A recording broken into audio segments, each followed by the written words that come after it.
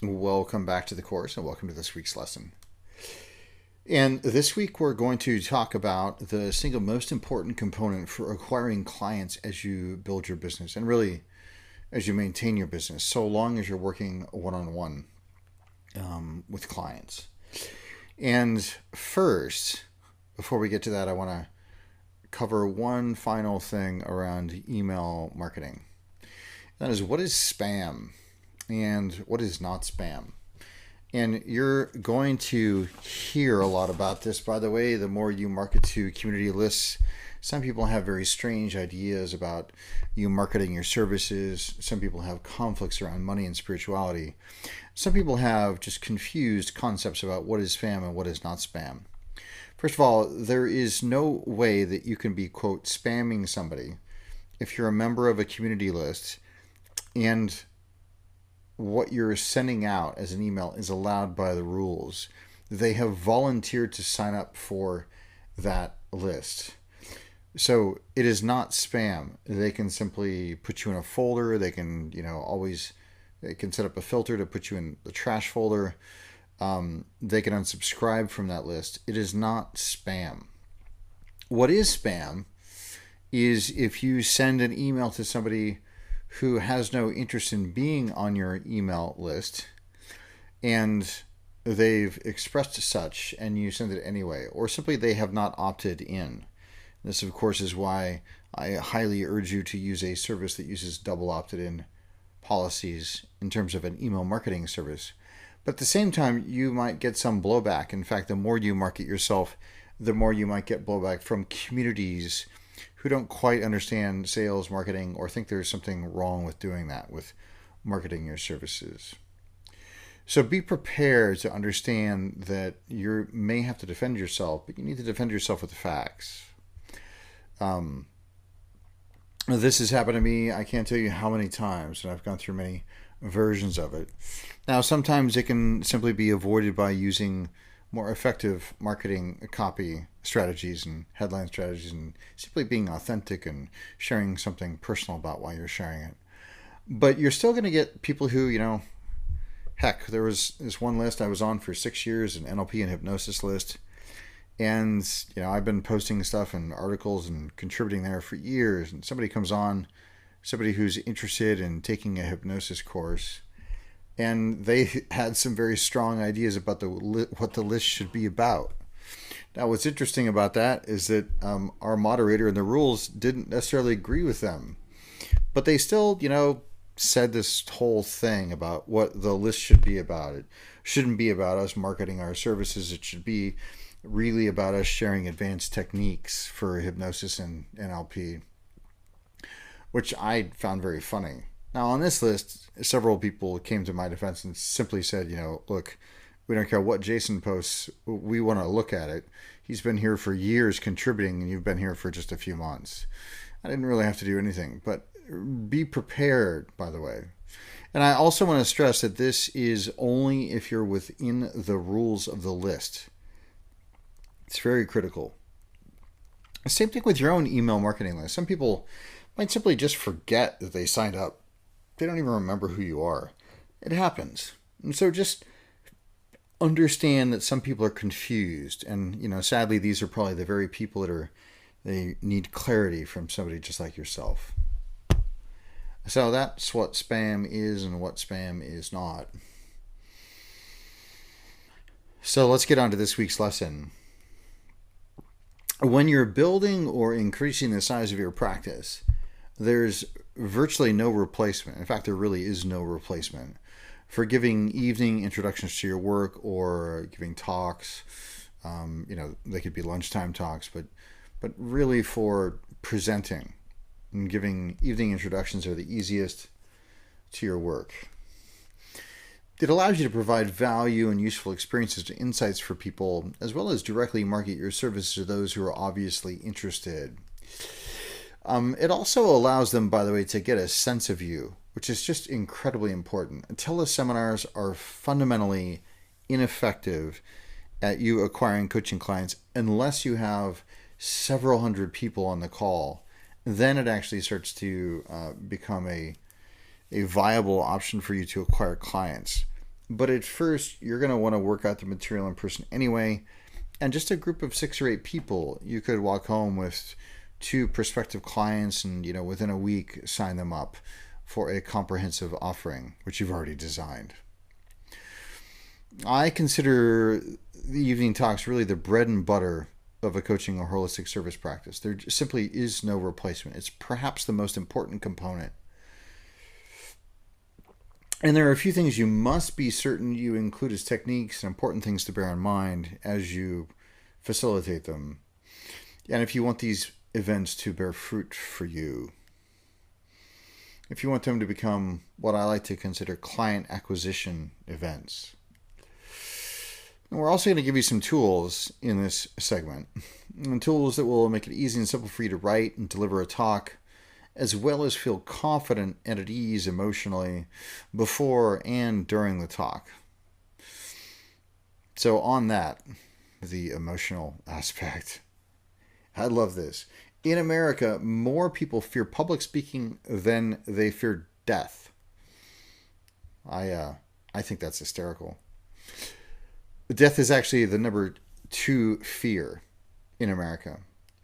Of those surveyed, and for those of you interested in trivia, spiders are actually number 3. So in terms of phobias, people that are, their fears, public speaking is first, death is second, and spiders are third. So given that, let me give you a couple of ways of thinking that will assist you in relaxing and feeling even more at ease. And we'll also give you a couple of NLP exercises to do so to have you feel empowered and powerful such that you can perform with excellence. So first, the mindsets. Unfortunately, so many people in our Western culture are disembodied. They're not exactly sure what they're actually feeling. Their awareness of their body, because of the types of foods they eat, the stuff they drink, the stimulants they're on, or just plain old desire of not wanting to feel because they're in an urban environment or what have you, they actually confuse certain physical sensations. For instance, many people only think they get nervous before speaking in front of an audience. But really, it's just their body appropriately preparing them for action. You should experience an increase in adrenaline before you are performing. This is appropriate. But some people will interpret it as nervous or anxiety. And it's actually appropriate that that happens. You can't perform at a high level unless you are at a high level yourself, physically, emotionally, and mentally.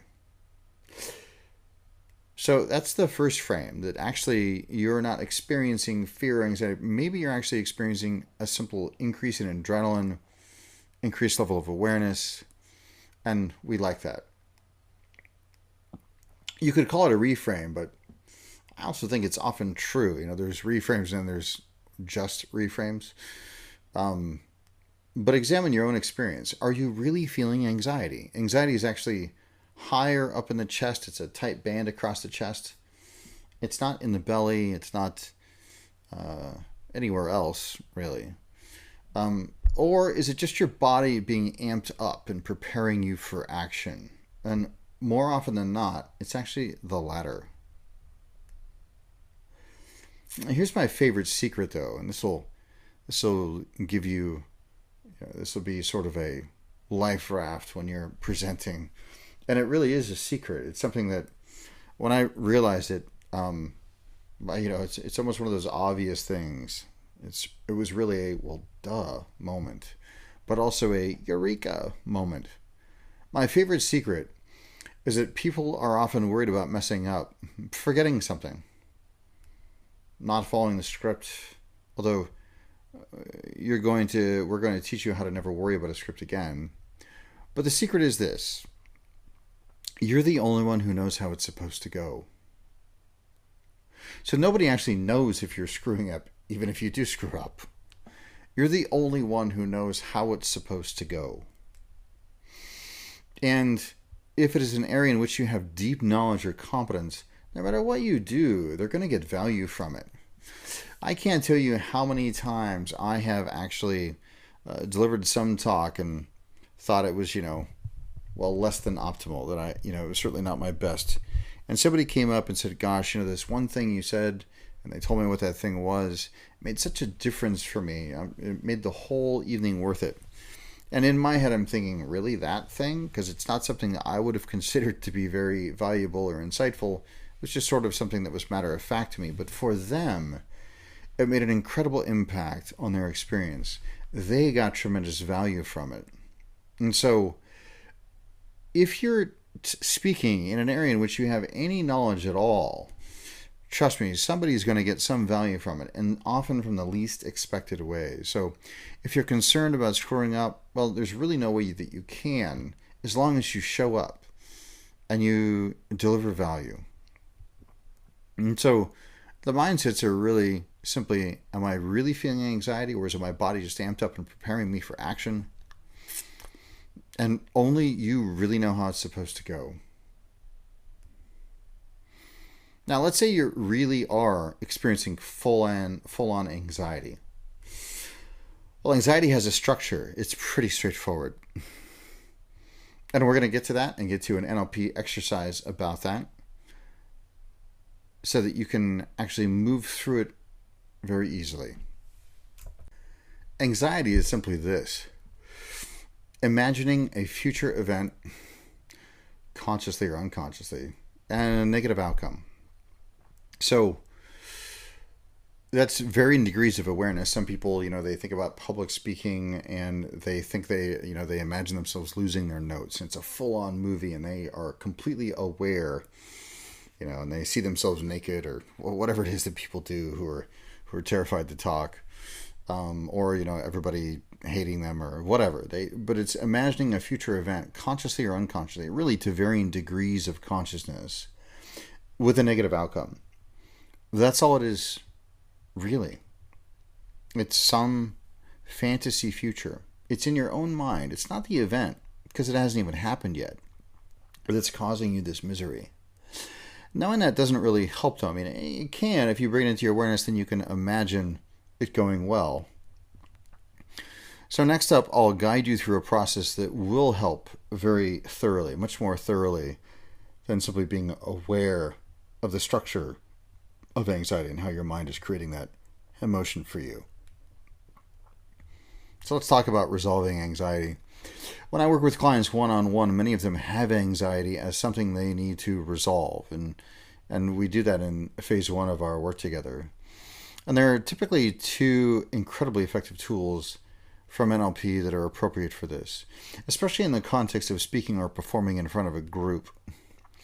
The first is a variation of timeline work, and we'll work on that. We will actually guide you through that. And the second is a visual swish, and we'll guide you through that as well. Now, these are both processes, and you can download on this very page. There should be documents down below that you can download that are essentially scripts or explanations of these processes we're about to lead you through. And I'm about to lead you through both of them. So sit back, relax, and get ready to resolve your anxieties. Dramatically reduce your anxieties, dissolve them, whichever metaphor you prefer. And again, I know it's been a while since we've done anything using your timeline, but make sure that you are not driving. Make sure that you are in a safe place, not operating any heavy machinery. If you are listening to these in the car or something like that, make sure that you pause the recording before we get into these exercises. Now, if you're not anxious, get ready to feel even more relaxed and more powerful. These will still be effective for you. Maybe you don't have any anxiety at all. This will still be useful for you to go through. But again, all the rules of safety apply. Okay, good. If you're not, be certain you're not driving now. If you are, pause this recording and wait until you get home or get to your office. Okay, good. Good.